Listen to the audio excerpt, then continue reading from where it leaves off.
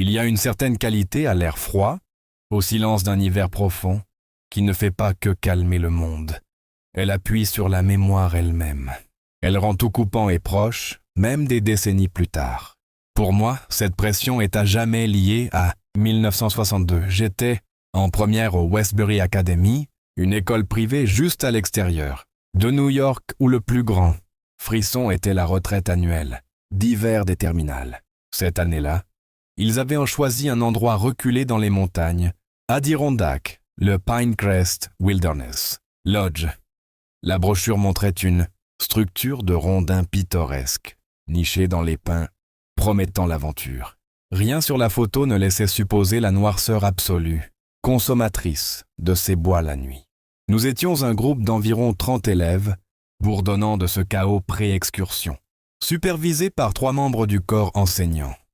Monsieur Henderson, notre professeur d'histoire sévère mais facilement flatté, Dame Albright, l'instructrice d'art qui peignait tout en nuances d'optimisme, et Coach Briggs, un ancien marine sans non-sens qui était notre chaperon désigné. Le lodge était, encore plus imposant en personne, un grand monument gémissant de bois et de pierres, sentant la laine humide et la vieille fumée. Pendant 2 jours, ce fut un pays des merveilles hivernales. Nous avons fait de la luge, construit un bonhomme de neige bancal sur la rive du lac gelé et bu du chocolat chaud jusqu'à nous faire mal aux dents. Le monde était parfait comme une carte postale. Le changement fut graduel. Il a commencé le 3e soir. Les pops et craquements joyeux de la grande cheminée en pierre ont commencé à sonner, délibérés, comme des signaux. Le vent, qui sifflait un air inoffensif à travers les avant-toits, est maintenant tombé silencieux, laissant un vide si complet qu'on pouvait entendre son propre cœur battre dans ses oreilles. C'est Émilie qui a exprimé le malaise que nous ressentions tous. Nous jouions aux cartes dans le salon, la lumière du feu projetant de longues ombres dansantes sur les murs en rondins. Elle a posé ses cartes, le visage pâle. « Les gars, vous sentez observés ?» chuchota-t-elle. « Pas d'ici, de là-bas, de la lisière des arbres. » Quelques rires nerveux sont morts rapidement. Parce que oui, c'était une sensation physique, un resserrement du cuir chevelu, une conscience primale d'un regard fixe, patient, venant du mur de pin noir, juste au-delà de la coulée dorée des fenêtres du lodge. Vous savez, raconter ça, sentir cette vieille terreur se glisser à nouveau. Ça me rappelle pourquoi je partage ces récits. Si vous êtes nouveau ici et que ces histoires, de peur réelles et persistantes résonnent avec vous, pensez à vous abonner. Cette chaîne est une collection de souvenirs qui refusent de rester enterrés. Et si vous avez une histoire à vous, quelque chose d'inexpliqué qui hante encore les coins tranquilles de votre vie, partagez-la. Dans les commentaires ci-dessous, elle pourrait être le sujet d'une future vidéo. Les incidents se sont accumulés, érodant notre bravade adolescente. Marc a juré avoir entendu un chuchotement bas et guttural, juste au-delà de sa vitre couverte de givre après minuit. Chloé a vu une silhouette incroyablement grande et mince, debout immobile entre 2 arbres distants au crépuscule, sa tête penchée à un angle contre nature. Une délégation d'entre nous, notre courage fin comme la glace, a approché les professeurs.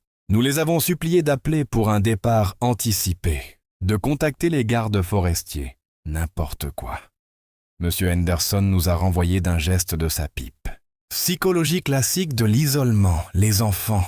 L'esprit fabrique des fantômes quand il est privé de stimulus. Maintenant, concentrons-nous sur la géométrie des flocons de neige, d'accord? Madame Albright a offert des platitudes, réconfortantes mais vides sur les Imaginations Actives. Coach Briggs a juste grogné, vérifiant les serrures des portes, mais disant que c'était la procédure standard. Nous étions prisonniers de leur monde adulte rationnel. Puis vint la 5e nuit. David Ellis n'est pas apparu pour le dîner.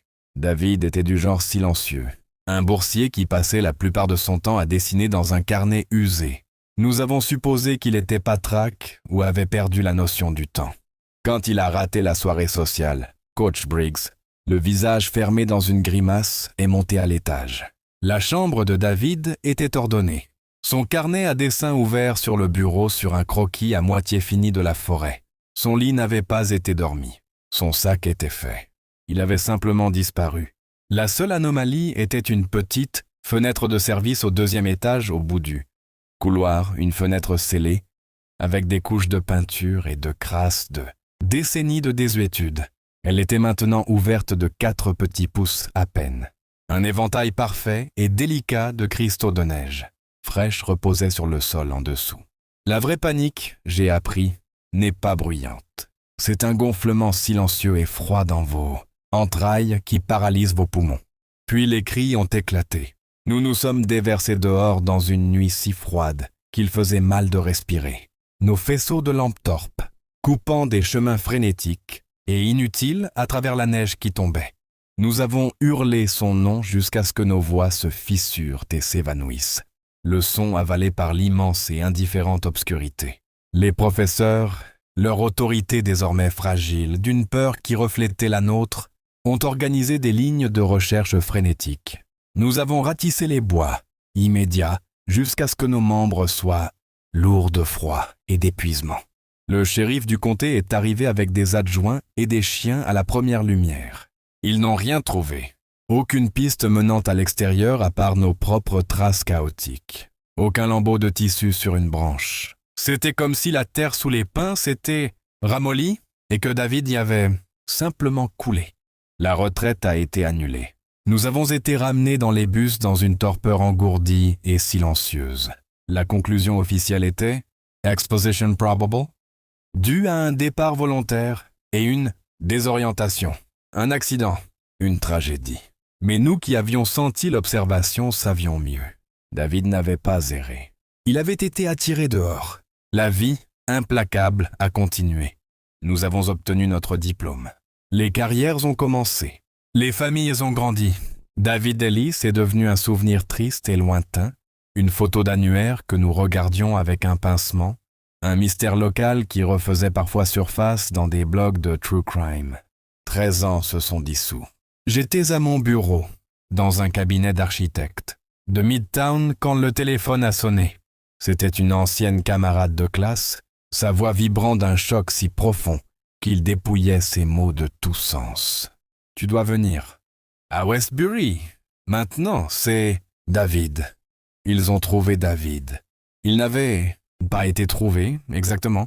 Il était entré dans un poste de shérif dans un petit township reculé du nord de l'État de New York, à moins de 50 miles de l'ancien Pinecrest Lodge. Il avait 28 ans, un homme adulte.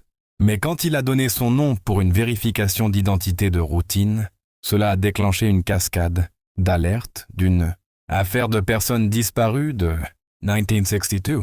Nous nous sommes réunis non pour une célébration, mais pour une confrontation avec l'impossible. Dans une salle de consultation hospitalière austère et trop éclairée. L'homme qui nous faisait face était David, mais c'était aussi un étranger. Ses yeux portaient la même douce intelligence, mais elle était enfouie sous des couches d'une distance profonde et lasse. Sa peau était burinée, ses mains cartographiées des cicatrices et callosités d'un labeur dur. Il parlait lentement, chaque mot soigneusement choisi, comme s'il traduisait d'une langue oubliée. Il nous a dit que cette 5e nuit, depuis sa petite chambre sous les combles, il n'avait pas vu une silhouette. Il avait vu une lueur, une lumière indigo douce, pulsante, profondément dans la forêt. Ce n'était pas effrayant. C'était fascinant, beau d'une manière qui contournait toute raison et toute peur. Poussé par une envie qui semblait à la fois étrangère et profondément personnelle, il avait découvert que la vieille fenêtre de service raide pouvait être forcée. Il s'est glissé dehors. Il a suivi la lueur. Elle l'a mené sur un chemin sinueux, plus profond dans la nature sauvage qu'aucune de nos recherches n'était allée. La neige fraîche étouffant son passage. Puis, brusquement, la lumière s'est éteinte. Il a été plongé dans une noirceur totale, désorienté. Il a trébuché pendant des heures. Le froid, un goût métallique et aigu dans sa bouche. Son dernier souvenir était celui du sol qui disparaissait, une chute soudaine et écœurante dans un ravin, sa tête frappant la roche. La conscience est revenue dans une petite cabane rustique, la chaleur d'un poêle à bois imbibant ses eaux. Un couple de personnes âgées, les Miller, chasseur de subsistance vivant à des kilomètres de toute route officielle, l'avait découvert. Il avait un traumatisme crânien, une amnésie rétrograde. Il était une ardoise vierge. Il ne connaissait pas le mot New York, ni le visage de sa propre mère. Les Miller, pragmatiques et solitaires, l'ont recueilli. Il est devenu leur aide, une présence forte et silencieuse qui a appris à dépecer le gibier, réparer les pièges et lire le langage sauvage des montagnes. Les années ont perdu leur sens, se fondant en un cycle sans couture de survie. Puis, quelques mois auparavant, il fendait du petit bois. Le merlin a dévié sur un nœud, le manche a tordu et le côté émoussé a frappé sa tempe. Une douleur vive et brûlante a explosé à l'endroit exact de son ancienne blessure. Et le barrage s'est rompu. Les souvenirs sont revenus non pas comme un filet, mais comme une inondation. Le bus, le lodge, le silence oppressant, la lueur bleue séduisante. Son nom, son passé. Les Miller, le cœur lourd mais inébranlable, l'ont aidé à rejoindre le monde moderne. Nous avons écouté, les larmes traçant des chemins à travers les masques de nos vies d'adultes. C'était un miracle. Une fermeture dont nous n'avions jamais osé espérer. Mais alors que son récit se terminait, je l'ai attrapé, un scintillement dans ses yeux qui n'était pas la paix. C'était une horreur profonde et durable. Plus tard, quand la salle s'était presque vidée, j'ai trouvé un moment seul avec lui. Ma voix était à peine audible. « David, cette lumière, qu'est-ce que tu penses que c'était ?» Il a soutenu mon regard pendant ce qui a semblé une éternité. Le bourdonnement fluorescent de l'hôpital, le seul son. Il s'est penché tout près.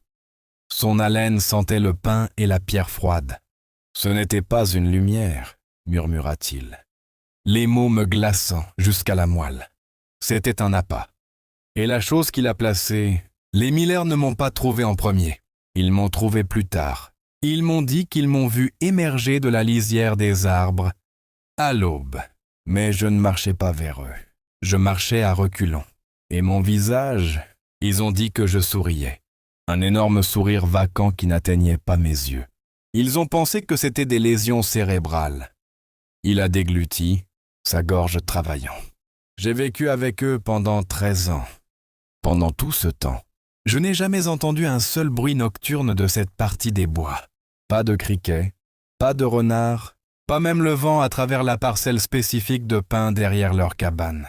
C'était une poche de silence absolu.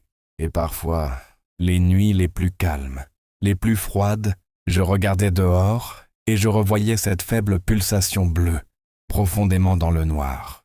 Juste palpitante, patiente, et je sentirais cette attirance, cette envie dans mes os d'y retourner. De me retourner et de marcher à reculons dans cette obscurité silencieuse. Encore une fois, il est tombé silencieux. La stérilité de la pièce semblait peser. Une pauvre défense contre l'affreuse vérité qu'il venait de prononcer. L'histoire de retrouvailles réconfortantes s'écrivait dans mon esprit, prête pour la presse. Mais je comprenais, et le regard vide de David le confirmait, que la vraie histoire était infiniment plus terrible. Il ne s'était pas perdu, il avait été moissonné. Et ce qu'il avait pris, après 13 ans de Dieu sait quoi, avait simplement relâché sa prise. Où l'avait-il fait? La partie de lui qui souriait ce sourire vide en battant en retraite hors de la forêt. Cette partie n'est jamais revenue. Elle est toujours là-bas, dans ses pins noirs. Et certaines nuits gelées et sans son, quand le monde retient son souffle, je peux presque la sentir, palpitante, attendant, appelant autre chose à la maison.